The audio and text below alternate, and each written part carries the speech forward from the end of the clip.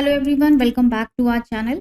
दोस्तों, आज के वीडियो में हम लोग एक बहुत इंपॉर्टेंट टॉपिक डिस्कस करने वाले हैं कि आफ्टर ड्यू डेट यानी कि 31 जुलाई के बाद क्या आप अपनी रिजीम को चेंज कर सकते हैं। अगर आपने इनिशियली अपनी आईटीआर न्यू रिजीम के अंदर फाइल की थी तो क्या अब आप उसे चेंज करके ओल्ड में फाइल कर सकते हैं और डिडक्शंस क्लेम कर सकते हैं।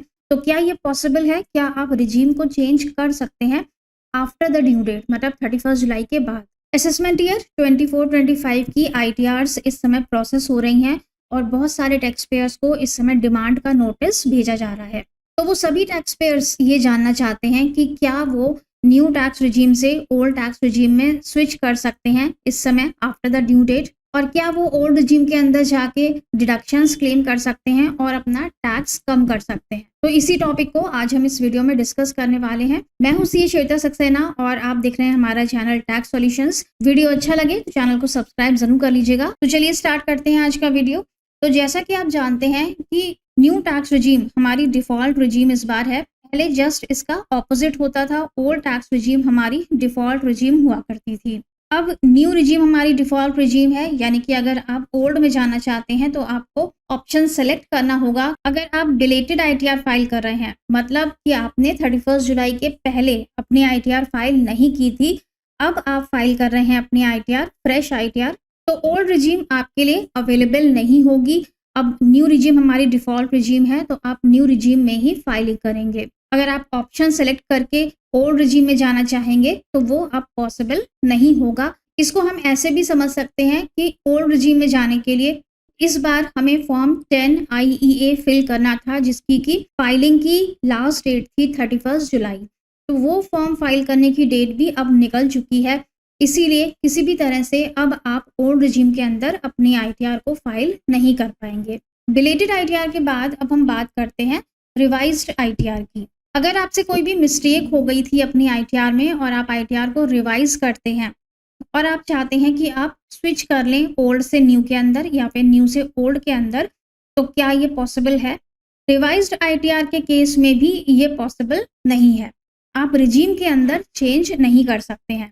अगर आपने ओल्ड में अपनी आईटीआर फाइल की थी तो आप रिवाइज भी ओल्ड में ही करेंगे, और अगर आपने न्यू में अपनी आईटीआर फाइल की थी तो आप रिवाइज भी न्यू में ही करेंगे। इसके बाद एक और इम्पॉर्टेंट टॉपिक आता है, सेक्शन 87A का रिबेट रिमूव कर दिया गया है न्यू टैक्स रिजीम से with effect from 5 July 2024। Assessment year 24-25 के लिए जो हमें रिबेट मिलता था 87A का 7 लाख रुपए तक की इनकम पर, तो न्यू टैक्स रिजीम में आपको जो स्पेशल इनकम्स होती हैं जिन पर की स्पेशल रेट लगते हैं, short term capital gain, long term capital gain, winnings, crypto, उन पर आपको सेक्शन 87A का रिबेट नहीं मिलेगा। जो भी इनकम्स आपकी स्लैब रेट के हिसाब से टैक्सेबल होती हैं, जैसे कि सैलरी है, रेंट है, इनकम फ्रॉम अदर सोर्सेज है, बिजनेस इनकम है, तो जो भी आपकी स्लैब रेट के हिसाब से टैक्सेबल होती हैं उन पर रिबेट ले सकते हैं न्यू रिजीम में, लेकिन स्पेशल इनकम से इसे हटा दिया गया है। और अगर हम ओल्ड रिजीम की बात करते हैं तो ओल्ड रिजीम में स्टिल सारे बेनिफिट्स अवेलेबल हैं। 5 लाख रुपए तक की इनकम पर कोई भी टैक्स नहीं है। सेक्शन 87A का रिबेट स्टिल इसमें अवेलेबल है और आप इसमें सारे डिडक्शंस भी क्लेम कर सकते हैं। जो भी आपके सैलरी के एग्जेम्पशंस हैं या फिर डिडक्शंस हैं सेक्शन 80C से लेकर के 80U तक, वो सब आपको ओल्ड रिजीम के अंदर मिलेंगे। अब यहाँ पर एक बहुत इंपॉर्टेंट पॉइंट आता है कि जो डिमांड नोटिस जा रहे हैं वो सिर्फ उन टैक्स पेयर्स के पास जा रहे हैं जिन्होंने 5 जुलाई के पहले अपनी आईटीआर को फाइल कर दिया था और स्पेशल कैटेगरी इनकम पर रिबेट का बेनिफिट लिया था। अब जब आपकी आईटीआर प्रोसेस होती है और आपके पास इंटीमेशन आता है तो उसमें डिमांड आई हुई है क्योंकि आपको स्पेशल इनकम पर एडिशनल टैक्स पे करना है।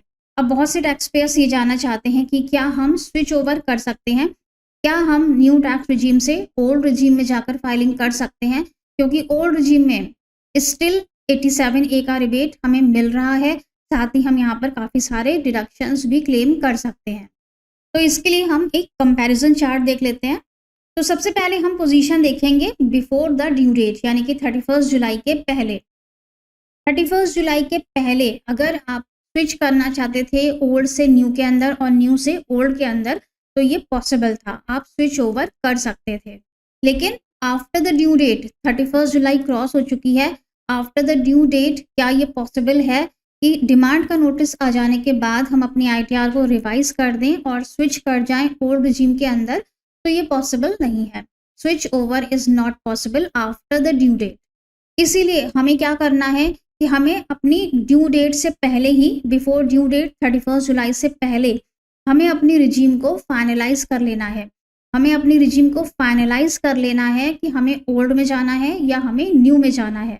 क्योंकि एक बार 31 जुलाई क्रॉस हो गई, उसके बाद जिस रिजीम में आपने पहले अपनी आईटीआर को फाइल किया है 31 जुलाई के पहले, उसी रिजीम में आपको उसे रिवाइज भी करना होगा इन केस कोई भी डिमांड आती है या फिर आपको कोई भी डिडक्शंस या इनकम्स घटा बढ़ाकर दिखानी है, तो सेम रिजीम के अंदर ही आपको उसे रिवाइज करना होगा। आफ्टर द ड्यू डेट आप स्विच नहीं कर सकते हैं ओल्ड से न्यू के अंदर और न्यू से ओल्ड के अंदर।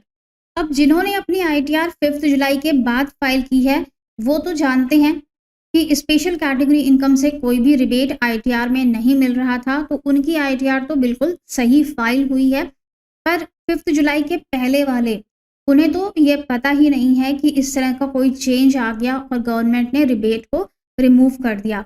तो उन सभी लोगों के पास इस समय डिमांड का नोटिस जा रहा है और आप लोग अपनी डिमांड को पे कर सकते हैं, क्योंकि यहाँ पर रिजीम को चेंज करना अब पॉसिबल नहीं है।